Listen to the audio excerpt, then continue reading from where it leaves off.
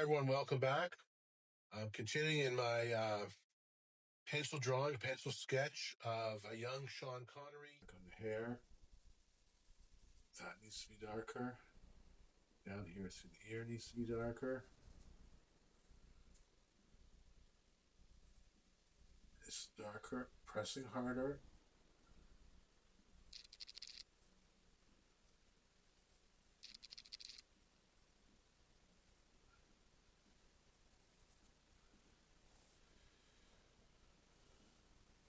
Let's now get the suit a little bit more. I don't need to worry quite as much about it. It's not really an area of focus. I sometimes say it's like in a movie, it's a supporting actor. It's important, but you don't want it to steal the show. You don't want people to pay too much attention. But it needs to have some dark value to it. Actually, I see a little bit, the lip kind of comes up over there a little bit.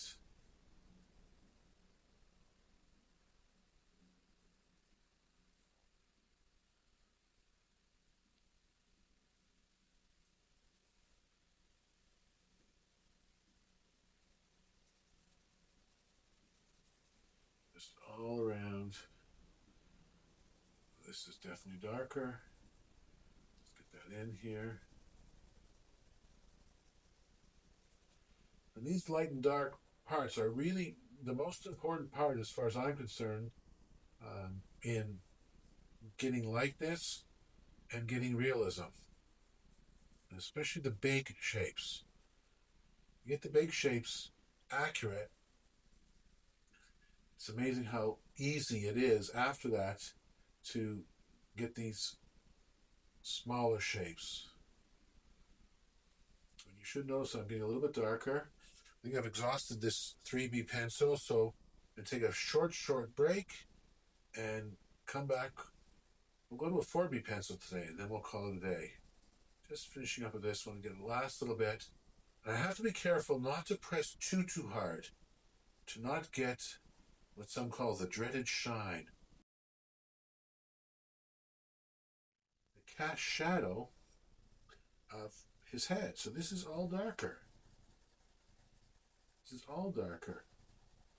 Not quite as dark as the neck, but darker than the rest of the suit. To feels like a cast shadow of the head coming around through here.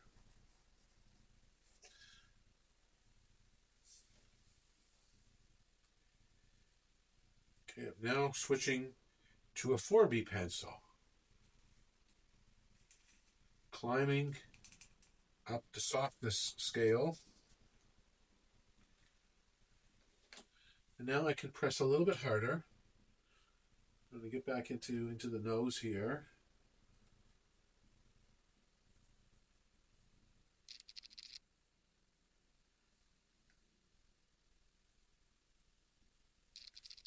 As I'm more and more confident that I have the basic position, relative position of everything, I can be a bit more bold with my darkness and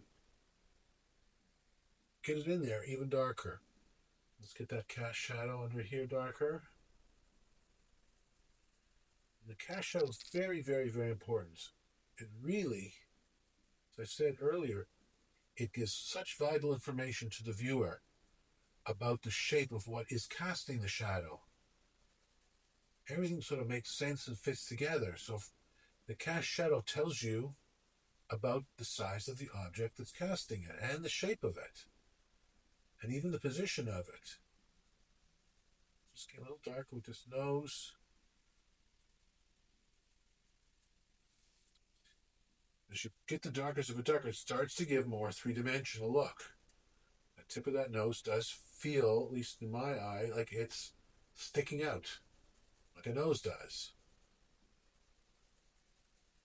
Nose is sort of the most forward part of the face, typically, and it's usually the tip is the lightest under normal lighting. The lighting here is a bit different, but I want to be consistent so that whatever I'm doing when I'm putting stuff in, it makes sense with everything else. It's really about relationships. Let's not get this high even darker. I can't go too dark. I can't press too hard. I don't want to get that dreaded shine where you damage the paper, you flatten the paper completely, and then there's nothing that can be done. And even if you brought an eraser at that point, you couldn't really get it cleaned again, and the paper would have lost its very subtle texture, which is really important for, being able to manipulate light and dark. You need that texture. Comes a bit around like that. Okay, that'll be it for this installment. Please stay tuned and I will continue with this drawing. Thank you.